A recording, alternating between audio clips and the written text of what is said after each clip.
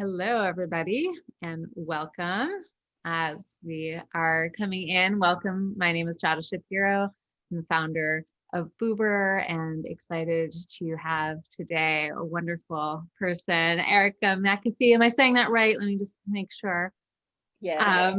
Who is the founder and CEO of Sisters in Loss. We're going to hear about it in a moment, but just want to allow people a moment to come in, and please feel free to let us know as you're coming in where you live. It's always nice to see who is out there with us. If you'd like, or let us know, how you're doing. Love to hear. Um, and I'll just tell you a little bit about Boober, and then we'll get started hearing about Erica's really important work as we're here today to talk about miscarriage, loss, and pregnancy after loss, really important topics that just don't get enough attention. We really, it is people are deeply in and out of attention when it is happening to themselves, but it is not often given the attention that it needs and deserves, and not just talked about. And so I really am glad that you're here to talk about it with us. So my name is Jada Shapiro. I'm the founder of Boober. Boober is a platform where expectant parents and new families can find all of their pregnancy to postpartum care providers such as birth doulas, postpartum doulas, lactation consultants, mental health therapists who focus specifically in pregnancy and postpartum. We also are a resource for online live interactive childbirth classes and prep for postpartum and everything on and in between. And so I'm really happy today to introduce Erica McAfee, who is the founder and CEO of Sisters in Loss, which is a maternal child health company that helps Black women replace silence with storytelling around pregnancy and infant loss and infertility. Sisters in Loss provides pregnancy, birth, postpartum, bereavement, and grief services to help women step beyond anxiety and fear into trust and peace after loss. Its self-titled podcast spotlights resilient Black mothers who share intimate details of their journey into motherhood through painful but inspirational loss and infertility stories. And Erica is also a member of the Mama's Voices and Racial Disparity Committee of the Preeclampsia Foundation. She's a certified birth and postpartum doula trainer and mentor, and mom to 2 babies in heaven and 1 rainbow baby, Maxwell, also known as Super Mighty Max. So thank you so much for being here. Please tell us a little bit in your own words, if you'd like, just tell us about yourself. And I'd love to hear what brought you to create Sisters in Loss. Yes. Well, thank you so much for having me. This is an honor. And obviously, this topic is so near and dear to me. And I feel like it's my assignment right now in the purpose that I'm called to do. So I'm Erica McAfee, founder and podcast host of Sisters in Loss. And I'm a doula educator and a doula full spectrum. I really specialize in bereavement, but I do birth and postpartum, as all birth is birth. And I really like to say my birth story really inspired me to do this work. I experienced 2 losses. Lost at a full term. My son was 39 weeks and 5 days when I went into the hospital to be induced, and left the hospital empty-handed without a baby. And, he was born breathing, alive via C-section, but just could not get his lungs to oxygenate. And the doctors worked on him for about 40 minutes and then told me that he passed away. I was devastated during that loss, to go in, to do all the pushing. I went through labor, I went through pushing for hours until they finally said, oh, we need to have a C-section. And then to get rolled back into the recovery room and have the doctors come in and tell you that your baby did not make it was just, I can remember the day and remember the exact time and just how the emotion and how my body felt in that moment. And that is really what got me on this journey of really what does healing look like? What does loss look like? How come we aren't sharing our stories? Because it wasn't until after I started, after that loss, I went home. I still had 3 months of maternity leave planned, and I took the whole 3 months just because I just didn't know if I would need it or not. And I just didn't know how I was going to grieve, especially going back home, with the car seat, with the full nursery. I was ready to bring home a baby, and I wanted to make sure I had that time to process it. So I ended up sharing my story online on Facebook and found A lot of people I went to high school with and middle school with, start to connect with them. And then I really wanted to develop a community where I could share this more intimately. But one thing that I did not realize is that a lot of my family members experienced loss. They just never shared it. Right. My paternal grandmother, so my father's mother, had lost her first baby at birth due to a stillbirth. Very same exact thing. And I would have never known that unless I started to share my story, because she had buried that loss so deep. And at the time when I lost my son, she was in her 80s. And it brought out so many emotions in her. And because she had never talked about it out loud before, and really shared it until she knew that I was going through that pain, and she could see it on my face and she could feel it when she hugged me and embraced me, that she hadn't really dealt with her grief. And I didn't want to, live my whole life and not really go through the emotions of really what it felt like to grieve a child that I really wanted here on earth. But I wasn't allowed the opportunity to raise. So I wanted to really create that community. After the loss of my son, I ended up experiencing another loss with a daughter.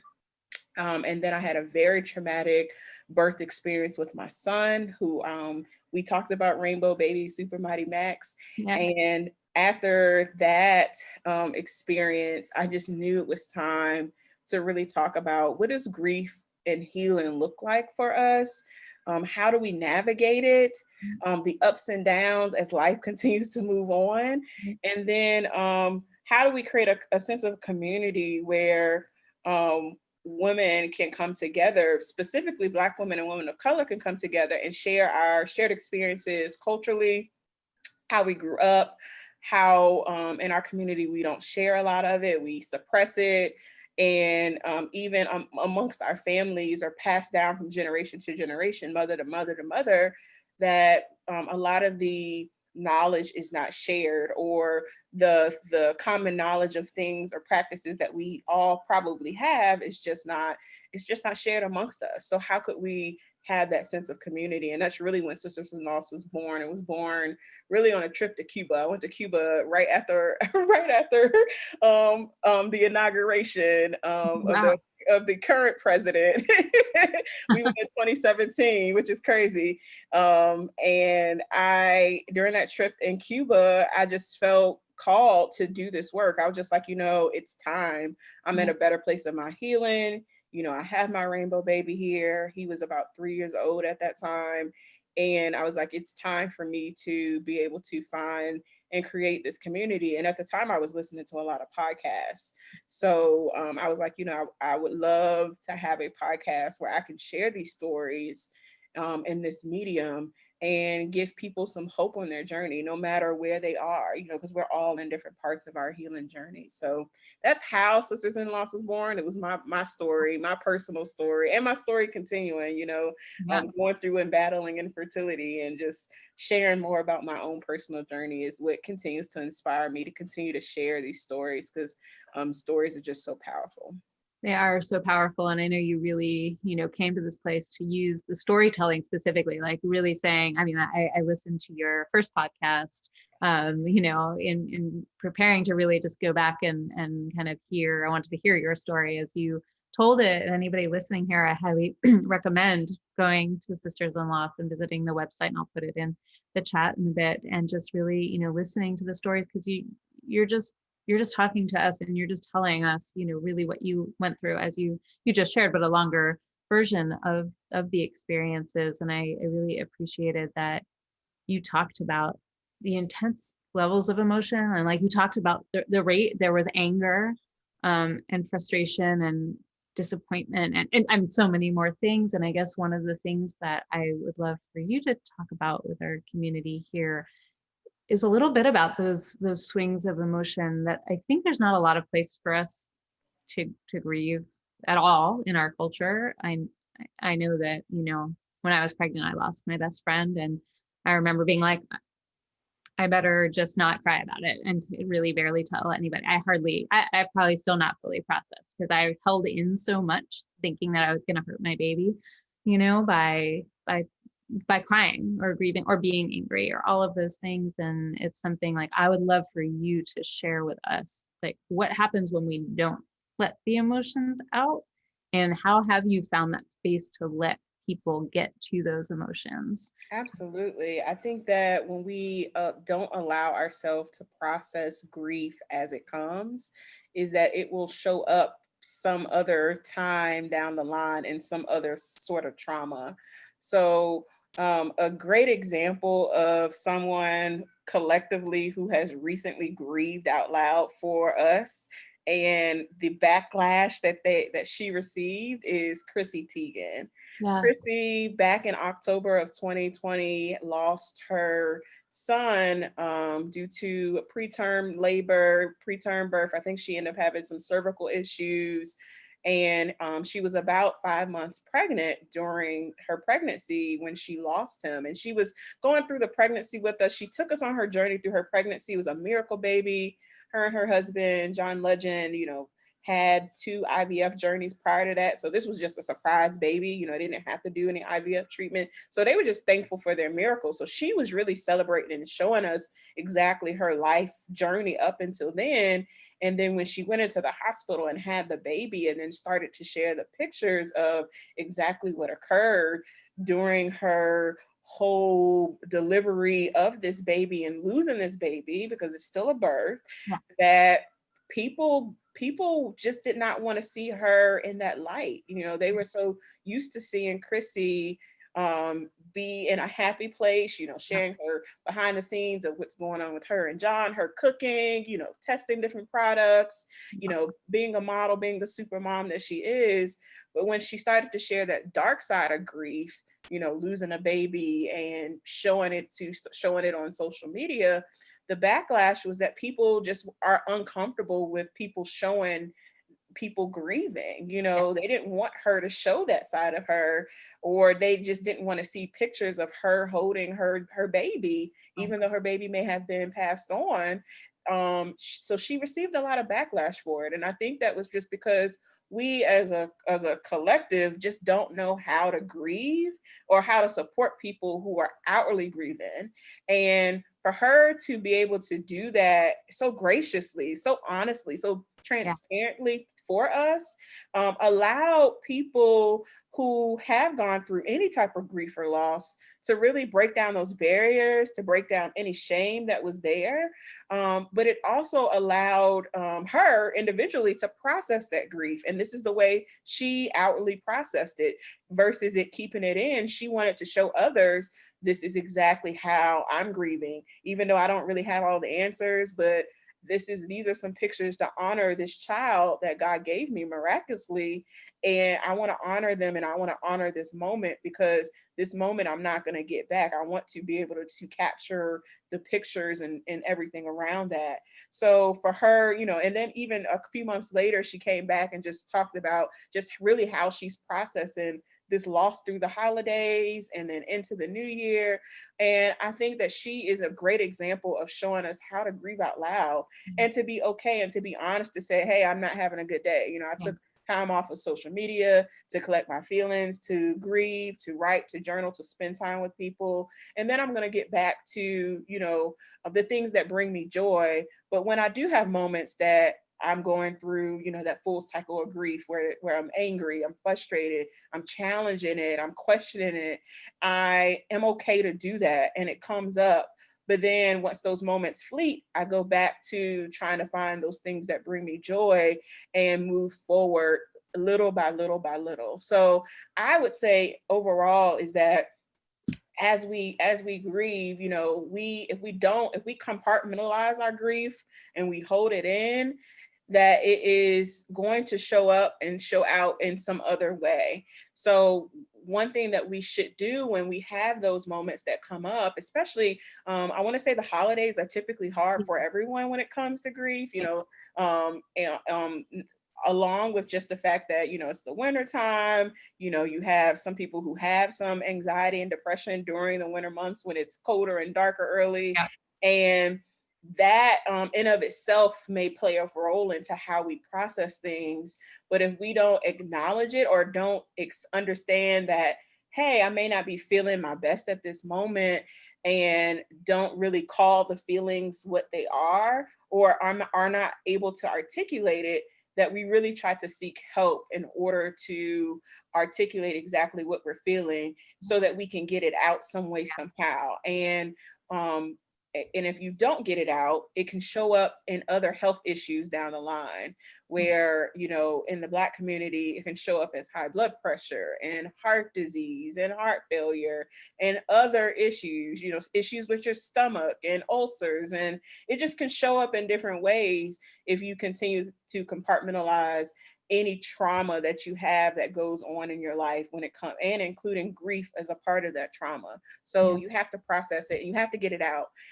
Some ways that I love to talk to clients to get it out is by turning to the arts. You know, obviously the podcast is an art form. You know, it's Yeah. spoken word. It's a way of getting it out and speaking life into, you know, something that was really dark. Yeah. Life and light into something that was really dark.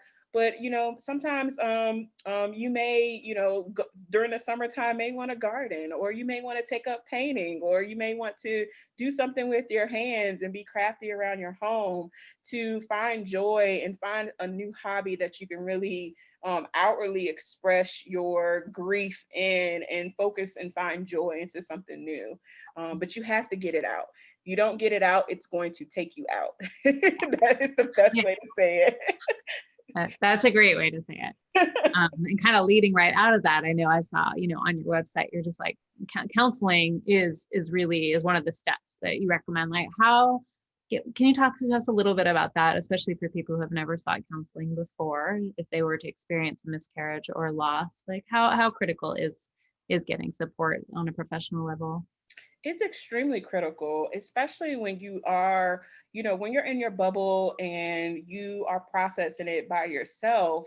You know, with you and your partner and your family, you know, you may be able to explain how you're feeling, and, you know, tell people, you know, you're doing okay or what have you. But when you start to go out into the real world, particularly when you're trying to go back to work after such a traumatic event like that, when you have to be around people who may not know you intimately, may not really know you in that manner on how you process things, or may feel like you are a little standoffish, or are a little bit, you know, guarded in how you approach things, just because of the trauma that you experience. So just in the minimal, I think people need to have a therapist just to process how to return to work, how to go back to work, how to get back inclined and doing the things that they're getting paid to do, right? You know, I hate to see people go through such a traumatic experience like a miscarriage or a pregnancy loss,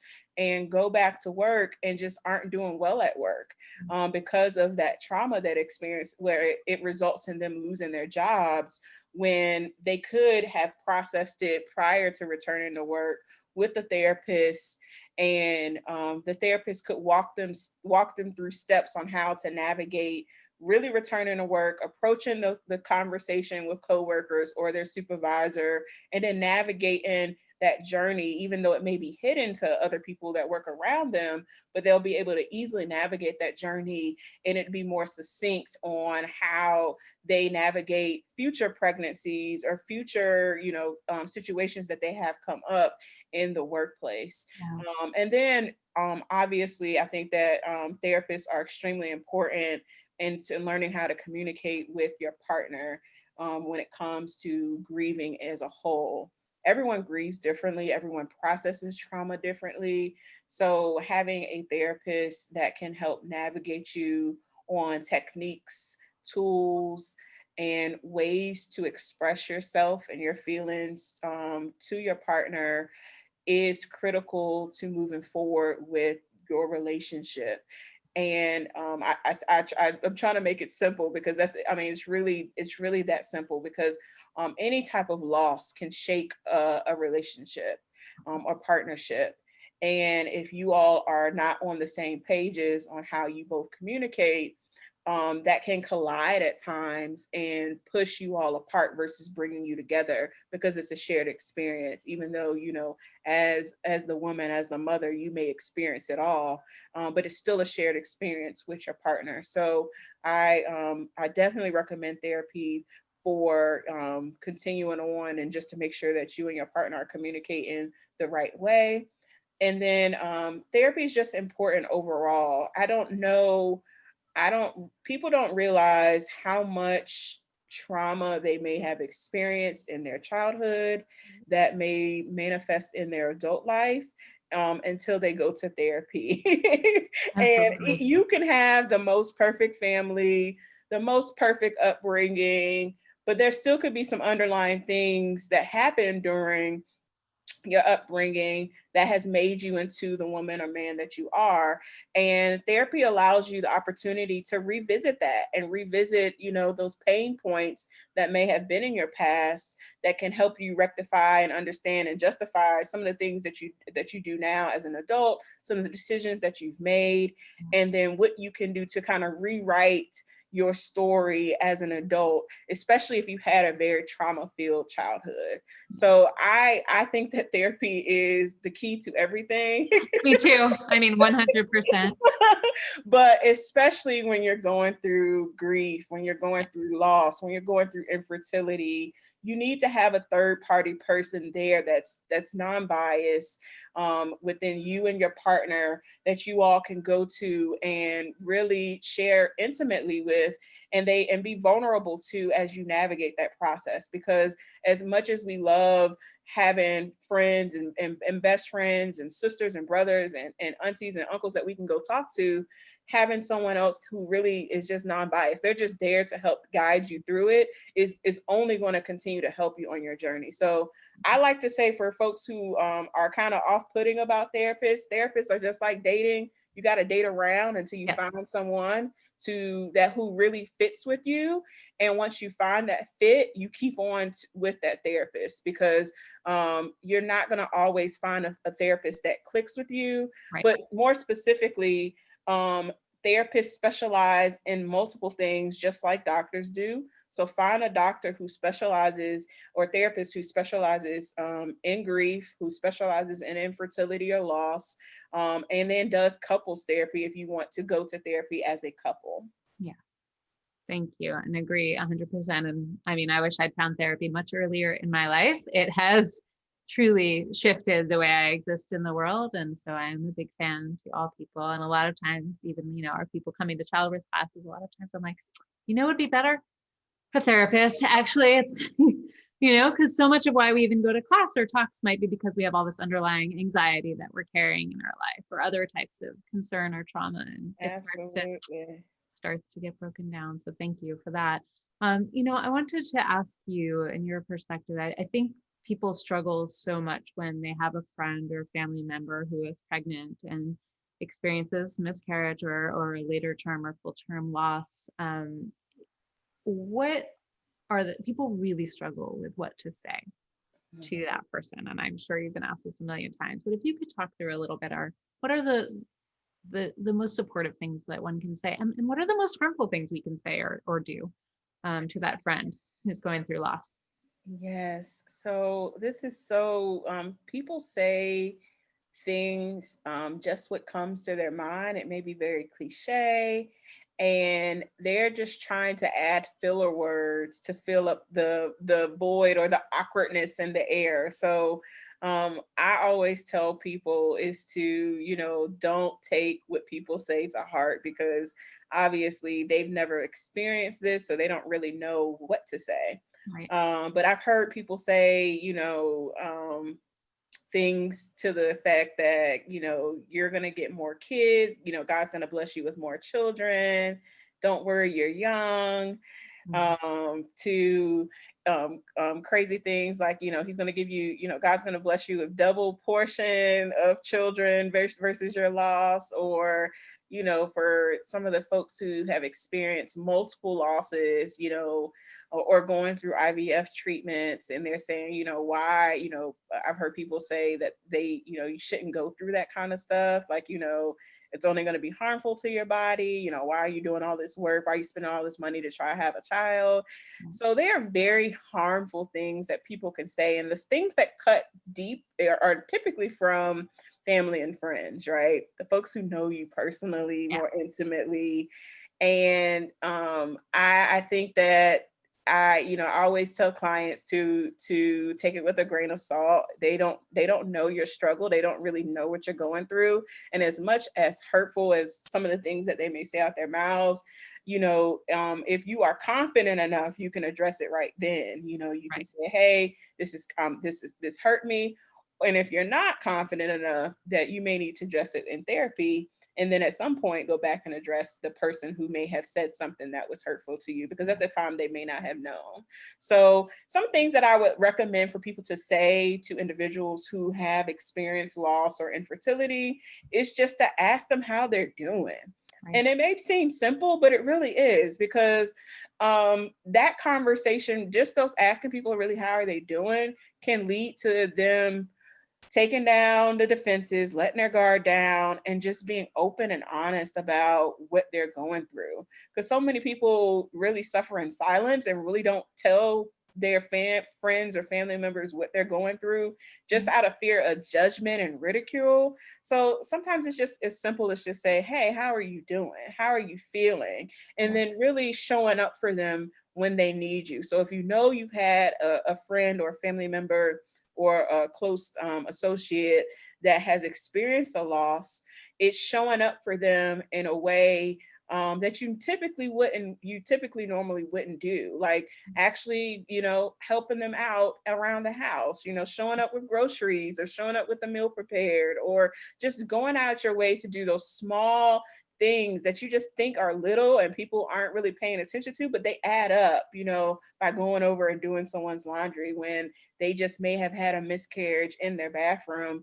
Those small things add up, and those are the things that the individual will remember in the long term. Through my losses and then my traumatic birth experience, the one thing that I remember and remain consistent is that everyone showed up. They may not have known what to do, but they still came. They just showed up. They just really surrounded me with love.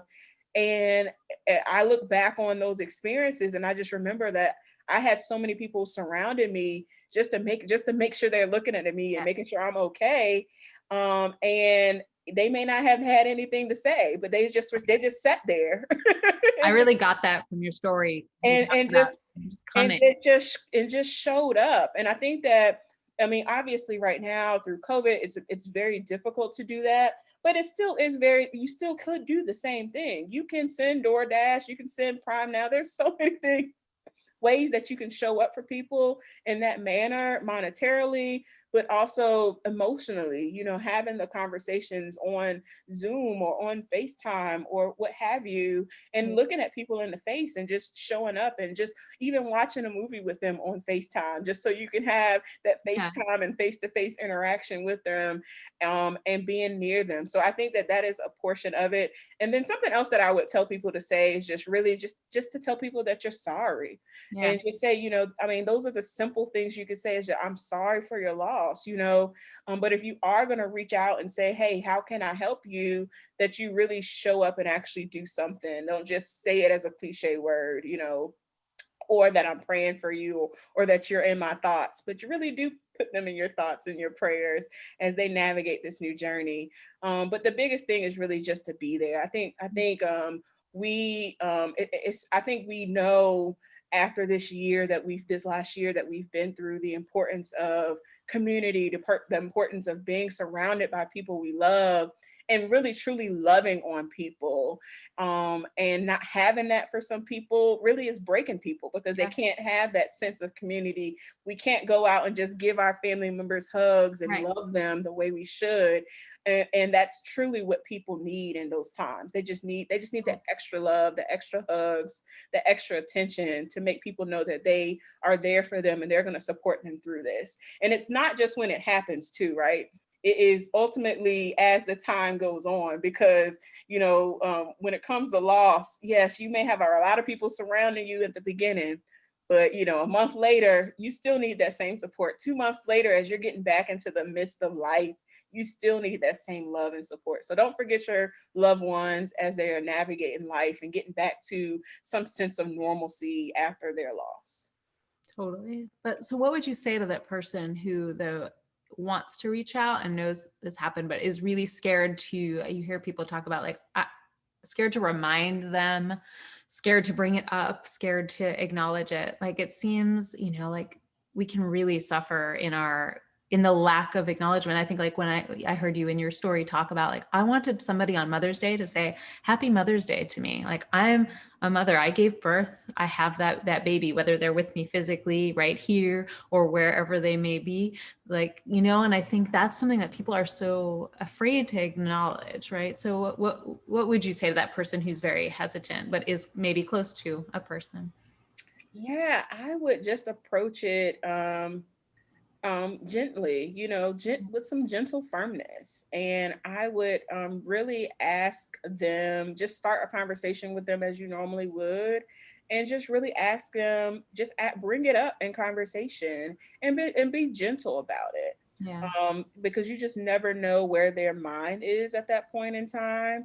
But you want to acknowledge that you were thinking of them and you were thinking of them in this manner. Like you want them, you are open to having that conversation with them when they're ready. Yeah. And obviously if the person on the receiving end may not be ready, they Right. may not be willing to open up, but just tell them, if they do give you some pushback, is that, you know, you are there for them and you want to be a listening ear just to hear them when they're ready. Yeah. And that's truly being an intuitive listener, where you're actually listening to them and you're not trying to interject in their conversation or what they're explaining to you, that you're just literally there to just listen Yeah. and hear, and hear for understanding, not hearing just to speak. So I really would approach it just like any other conversation with Yeah. those people, but you really want to be there for them in that manner. And there's no solutions that need to be offered. You know, you don't have to, you don't have to Right. say what you would do in those situations. It's just really just to say, hey, I'm acknowledging that this happened. I acknowledge that this was a deep, dark, painful moment for you, but I want to support you through it by just being here to listen. I may not have all the solutions, I may not have all the answers to these problems, but I just want you to know I'm here. Yeah, totally.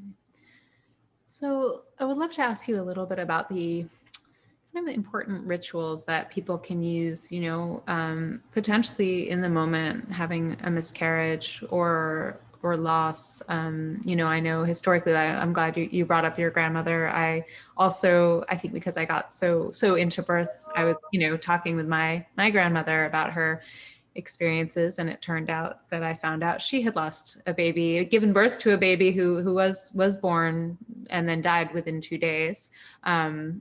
And she never got to, you know, really see this baby. They whisked the baby away. She hadn't really talked about it much that I know of. I mean, I had never known this story. And actually, I have to acknowledge somebody in the chat, hi Joan, who wrote, she trained as a doula. My grandmother actually came to a doula training. She's now passed on a few years ago, but she came, my grandma was at this doula training, which was so amazing to be there in this cycle, because she had given birth during a time when we really, I mean, the baby was just whisked away. That was the end of that. And then as far as I know, they didn't really talk about it. She had my mother and my aunt were at home, and their mom came home with no baby. And that was the end of it. And I don't even know like how that impacted, you know, the young children too, right? To not really discuss how does that affect your life as you go on, and no acknowledgement of it. And I think, again, like our culture is so about, you know, we might tend to blame ourselves if we lost the baby, if something was wrong, you know, with the baby. So I think now you know, I know that we're much more, most at least hospitals, my understanding is that the baby is able to be brought to people. I don't know if you still have to actually ask if people should know that, but it seems like that is so important for for closure, being able to, or I don't know, closure is not maybe the right word, right? Because maybe this doesn't Yeah, I always. would say I always say the goodbye. I mean, I don't know if I would say closure, but it's still closure in general. Overall, it's still bringing some closure to it. But yes, so for any instance, typically for a baby that is not born surgically through a DNC or DNE, typically those procedures are done under, I would say, under 15 weeks. Sometimes they do them up to 17, 18 weeks, depending on the state, the hospital, what have you.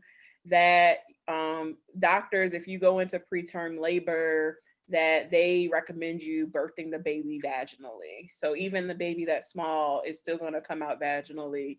And that's what happened to me in my second loss. I had a baby at 18 weeks, and she was a vaginal birth because she was so small. The doctors felt, it wasn't going to be any issue, even with the cesarean I had prior with my son that I lost. So I birthed her, was able to hold her, was able to get pictures taken with her. And that ritual of having the experience of actually holding her and seeing her and looking at her small body, she was about a pound in weight, was healing for me, because as much as I did not hold my son as much during the birth of my 6-pound baby, who was full term large baby. I didn't hold him as much, even though he was in my hospital room.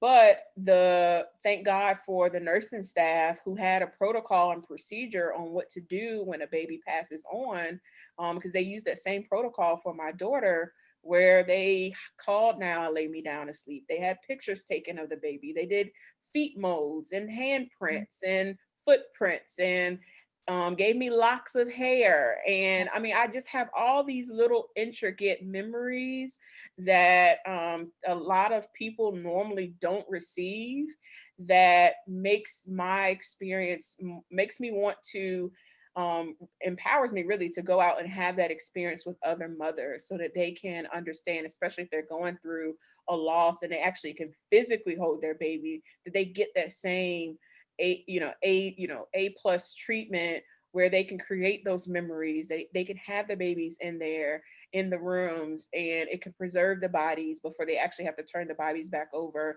whether they're sending them to a funeral home or to get to be cremated, or giving it to science, or giving it to the hospital so that they can actually discard it. I mean, there's so many options out there.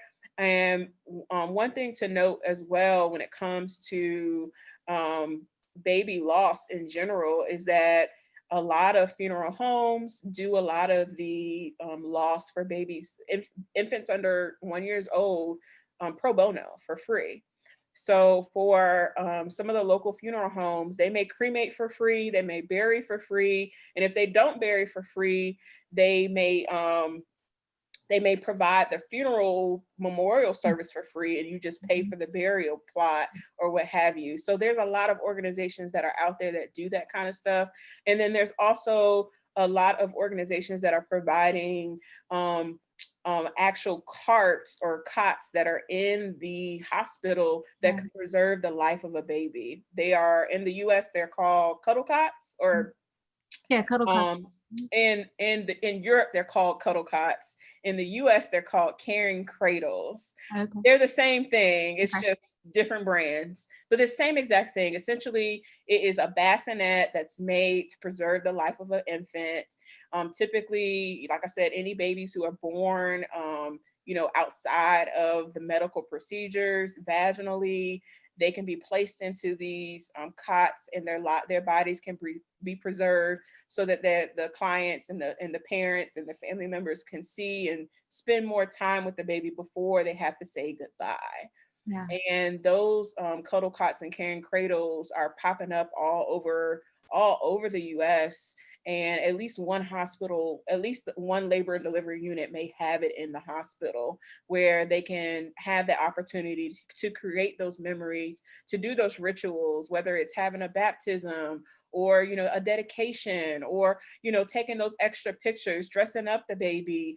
I had someone I just interviewed recently who had the opportunity to actually take her stillbirth home and actually have, because of COVID, right? The kids, her other smaller kids couldn't come to the hospital because of COVID-19. So the funeral home she called just so happened to say, hey, we can bring her home and we'll bring her back each and every day so that you can spend, you know, an extra 3 days with her, and we'll bring her back home. We'll come, we'll keep her there all day, and then we'll come and put her back, you know, in the refrigerator, and then bring her back the next day. And she and her family was able to get, you know, to say goodbye, to say that farewell to their stillbirth baby. I think she was about 27 weeks with her younger kids, because they actually got to see the baby at home. Right. And wow, that is another option that's out there. And I didn't even think that was an option until we had that interview. And I was just like, oh my gosh, that's a whole nother option that I didn't even think of, that could help even in now during COVID-19, especially when you have other children that you want to introduce this baby to, because otherwise they wouldn't have been able to come to the hospital, one, and then they weren't going to be able to have a memorial service like they wanted to have because of COVID. So there are so many ways to ritualize the services of what we can do to preserve and honor our babies through loss. Particularly, my heart goes out, and I really love working with clients who have babies through miscarriage, because obviously that's a harder, you don't have that tangible thing to hold, right? So some ways that you can memorialize and honor and ritualize babies through miscarriage is to name the baby. A lot of people don't name their babies in that time frame, whether it's, you know, 6 weeks or 16 weeks. We need to name our babies and speak name and light a candle for them, you know, whether it's, you know, lighting a candle during October, which is Pregnancy and Infant Loss Awareness Month, or doing something ritualized every, you know, the day that they passed on every month, where you're honoring them, you're acknowledging that they existed, that they were here, but you're also calling out their names and letting them know that they're actually there for them. For a lot of the clients that I'm able to get to and work with prior to them going through a miscarriage, especially if they know they may be having a miscarriage, I encourage them to go to the emergency room and get an ultrasound and have them print out pictures. And that's because that's another marker of something that they can have tangible in their hands of their babies, even though they may be going through, you know, their body may be expelling, but it's still something. It's another marker that they can have, and they can say, hey, I was pregnant. This is you can actually see it here. You know, this is a representation of this baby that I had. So those are some of the things that I would recommend for people to do as far as a ritual or memorial to honor babies through miscarriage as well. But those are the folks who go out to me the most, because like I said, it's just, you don't have that tangible thing you can hold, but I want to make sure that they create those same kind of memories, those same kind of rituals, and honor their babies year after year after year, and not forget them, because obviously that's going to come back up in other things, other trauma. It's going to come back up. Yeah, absolutely. I mean, I helped a good friend through her miscarriage. She knew it was starting to happen, and she asked me to come over, and I ended up spending the night with her and her husband. But what we did before she ended up, I believe, taking a misoprostol and you know, was going to expel the baby at home on her own and then go in. Anyway, we ended up taking photographs. She wanted me to photograph them together, her and her partner being together, grieving, crying, being just in all of the different things that they did throughout the night, and that, you know, and so I did that, and I kind of, they had me stay in the other room mostly, but just be there. And they had a very, you know, intense night. And so that was something that, and I was a doula then, but hadn't really been trained in this at all, and thought, oh my goodness, you know, there's so many people going through miscarriage, or they may not even have told anybody that they're pregnant. yet, right? Absolutely, yes. So And that is such a big gap in the community too, in yes, the birth world.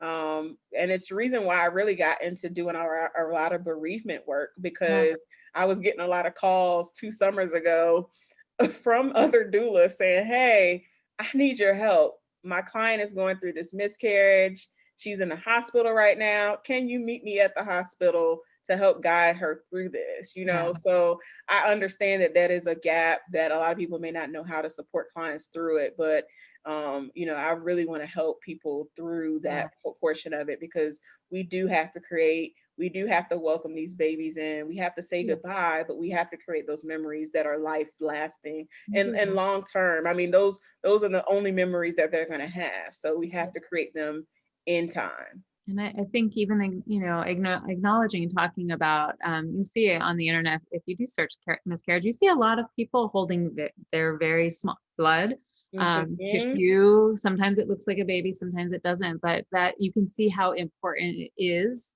still to be present with what is happening in their body. Absolutely. And again, I just think we just don't talk about it. And it's so common. I mean, what is the current rate of miscarriage? How common is It's miscarriage? so common. 1 in 4 women, 15 to 20% of pregnancies end in a miscarriage. It's very common. Yeah. So I think, the more we have these conversations, just put it out there, put it, bereavement. So I see on your site, you say you can be hired as a bereavement doula as well, right? Mhm, You mhm. can in all of I think, we just need to acknowledge we're just living, it's all part of a spectrum. It's It all is. It birth, is. It's all life, a part of the death. spectrum. Yeah, it is. It's all here. Can you talk a little bit about, I know you created this company specifically for Black women, and I would love to you talk about that a bit on your site. Can you talk a little bit about the community that you're specifically creating, and for people who are listening who may not know about your community yet and may want to either refer their clients or come visit you themselves? I would love to hear more about that. Absolutely. Yeah. So, Sisters in Loss is for Black women and women of color. And really, when I started Sisters in Loss, obviously it was really about me wanting to share stories. But once we started to share stories, we started to see a lot of the statistics come out from the CDC around the racial disparities of Black women when it comes to having babies, and pregnancy related complications up to the first year of life of the baby. And then a lot of babies that may be dying as a result of just not having the adequate care that they receive. So I really wanted to form and really talk about that conversation of why aren't Black women and women of color receiving the same kind of treatment, and go beyond the spectrum, because it's not a social economic status. It's not it's not just people who are uneducated. Folks who are college degreed and multiple degreed are still losing babies and maybe losing their lives. Yeah. So it's creating it's a community for us to really have those conversations to say, why aren't we getting treated the same way? Why aren't we being respected? Why aren't we being listened to? And what can we do to ensure that we are creating the right team around us so that we can have a successful pregnancy, that we can come out the hospital healthy and happy, and that we can go through a whole pregnancy and come home with the baby that's happy and healthy. And I think that that is the root of really why I continue to do what I do, because the disparities have only gotten worse because of COVID, just because of the access to care and not being able to see doctors in the hospital or in the clinics like we have been before, where a lot of people are having a lot of other adverse effects because of stress and just not seeing doctors the way they should be, which is leading to a lot more morbidity, people who are coming close, and then the mortality of Black moms and babies. So I really wanted, and I really am co-rating that community where we can have those open, honest dialogues of what's happening to us and what we can do to fix it moving forward. Absolutely. Thank you. And jumping on that, can you talk a little bit about preeclampsia? Because we know that Yes. right, is something that disproportionately also affects Black and brown birthing people, and that, people are not familiar enough with the signs. And people, of course, we know are often not listening to Black women saying that something doesn't feel right. So we really need to empower people to know what are these signs and how do I know to go get help right now. So I would love for you to speak about that. Absolutely. So, preeclampsia is deadly, and it is typically only found and only seen during pregnancy and post-pregnancy, which can be forms of eclampsia. It's typically where your organs start to fail due to elevated blood pressure and protein in your urine. And the only remedy, obviously, is to not be pregnant, so deliver the baby. Or what ends up happening to a lot of people, they end up going on some form of regimen of magnesium and blood pressure medication in order to not shut down their organs post-pregnancy, post-pregnancy after they've had the baby. So it has showed up more in COVID because routinely when clients go into the OBGYN for their every 4-week appointment, depending on where they are in their pregnancy, the first two things that they do when they get to the doctor is urinate in a cup, Right. and get their blood pressure taken. So now those two things are eliminated when you can't physically go into the office, and a lot of your appointments are telemedicine, where you're not seeing the trajectory of blood pressure increase or protein in the urine increase throughout their pregnancy. And they may have had higher blood pressure throughout their pregnancy up until where they're getting into the end of their pregnancy, where they are in that that high blood pressure toxemia range, and it can cause more problems and damage to their bodies long term if they don't deliver the baby and they don't get it under control. So it's extremely important to really now, for those who are listening, who are trying to conceive, if you are currently pregnant, that you go out to your local drugstore or on Amazon, because I know y'all are Amazon priming, and get you a blood pressure cuff. That blood pressure cuff is something that you should take every 2 weeks or right before you have your doctor's appointment, just to make sure you understand exactly where your baseline blood pressure is. And then you can track it as you go throughout your pregnancy.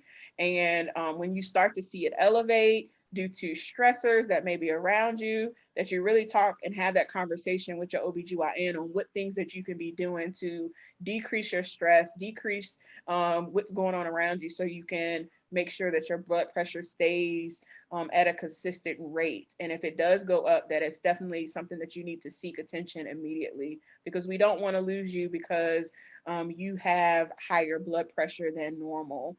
And you may not know some of the other signs, like a headache or blurred vision, or starting to see swelling around your body. Your body's retaining fluid, and you may be swelling starting in your fingers, and you think that's fine, but it can lead to swelling in your arms and your legs and your feet and your ankles, which is your body retaining fluid due to it getting into this toxic state.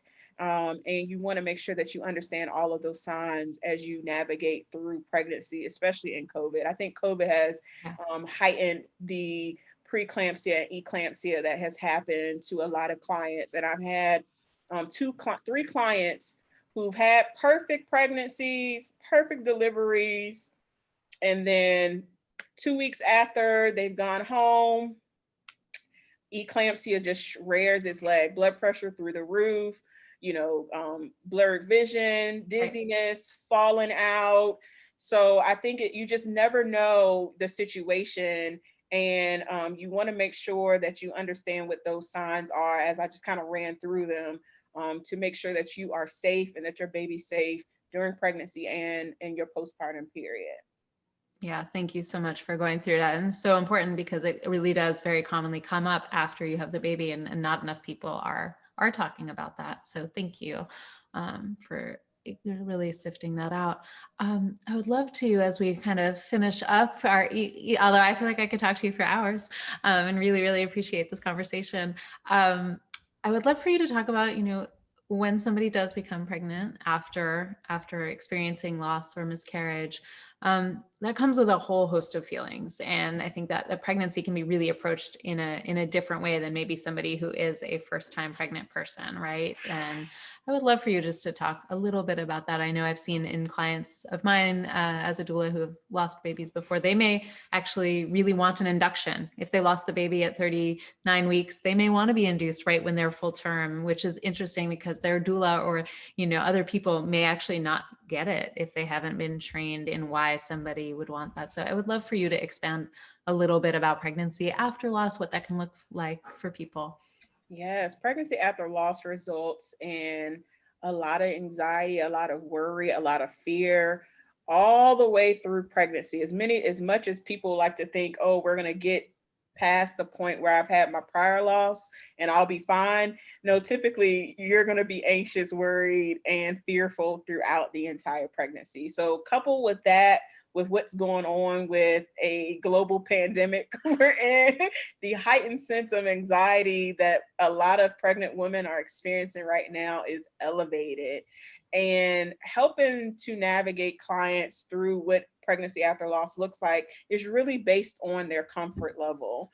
And it may look like having a scheduled C-section. For a lot of the clients that I experience, that I have, who are typically clients who are pregnancy after loss or infertility journey, they're all considered high risk. And I don't recommend them to try to birth at home or to go to a birthing center. It's because of the high risk of what they had prior. And it looks like a hospitalized birth. So we talk about really what does that look like? How can we make that comfortable for you so that you can have this peaceful birthing experience where there isn't a lot of trauma as it was in their prior experiences. So it may look like, kind of setting the atmosphere in the birthing room where, you're having the lights dim, you're playing music, you're having them do the things that they love that bring them joy throughout their pregnancy. But it also may mean, hey, we're going to get an epidural at certain number of being, dilated, or we're going to have a C-section scheduled because they don't want the worry of what could happen the last time that they were pregnant. So it looks different for everyone, but it really has to be on the comfort of the birthing person and their partner on exactly what they want in their pregnancy after loss to remove any anxiety or any fear or any worry that they have that they won't bring home this baby. So for me, it's a lot of mental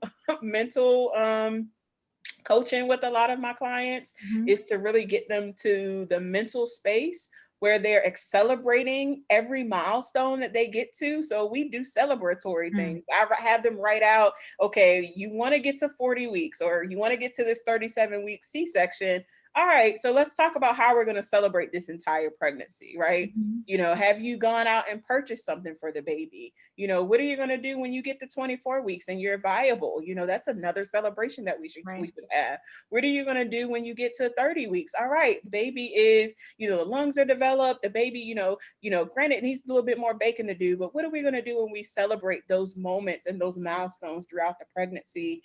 And how are you going to bring joy throughout the pregnancy? Yeah. And I think that centers people in pregnancy after loss, and it makes them look forward to doing something throughout their pregnancy so that it won't get monotonous. They won't be fearful the entire journey, because it's a journey. And obviously for a lot of clients, I work with them and then I recommend them, I kind of push them to get a therapist, because I think that helps navigate that journey as well and helps them to really be in tune with how they're feeling, what they are acknowledging their feelings, acknowledging their past losses, so that they aren't bringing those past losses into this new pregnancy, into this new journey. Yeah, that's so helpful. And so it's interesting. So people hire you, will somebody hire you as their birth doula, or can they just hire you as a counselor or a person to talk to along the way? I guess I would love to finish this conversation. Why don't you just tell us how you work with people? And I dropped your info in the chat and your website and at Sisters in Loss on Instagram. And I hope you all follow. Erica, so much to learn. But yeah, we'd love to just hear, how do you work with people, and how should they find Yes. you? So people can follow me at Sisters in Loss, and they can work with me. You can book a consultation with me as a doula. I do also do consultations for other doulas on how to really support clients through birth and loss. So if you are in that birthing space or in the therapy space or counseling space, and you really want to learn more about how to support people in bereavement, definitely shoot me a DM or follow me. Go to my website at sistersinloss.com. But for right now, I'm open. I have clients scheduled throughout the year, and I still have open. So if you want to virtually work with me throughout the year, if you're currently pregnant, definitely visit my website or drop me a Yeah. DM. That's so awesome. Thank you. And we have somebody here, maybe pronounced, I'm not sure, it's Keisha or Keisha Hempel, who says she'd love to collaborate. So the Yeah. website is Go there. to So my website, yeah, and drop me a line there. You can find my email address and just email me and we'll talk. yeah, I also want to write, she loved this webinar, and she's a licensed counselor in Delaware and learning quite a bit, and would love to gain more insight about Yeah. clients. Yeah. So thank you so much, Erica. This has been really, really wonderful to get to talk to you and hear all of your insights. And so, thankful that you have taken your life's journey and shared it with us, because that makes a huge difference, I think, to people not feeling so alone out there. And then that you've created this community and space is amazing. So thank you. Thank And you. yeah, I hope we'll continue to stay in touch, and everybody can hopefully, they will reach out as needed, and we're all here for you to support you through your various journeys. So thank you, All right. everybody. Thank All you. right, enjoy the Bye. rest of your Sunday. All right, you too. Take Bye. care. Bye. Thank you.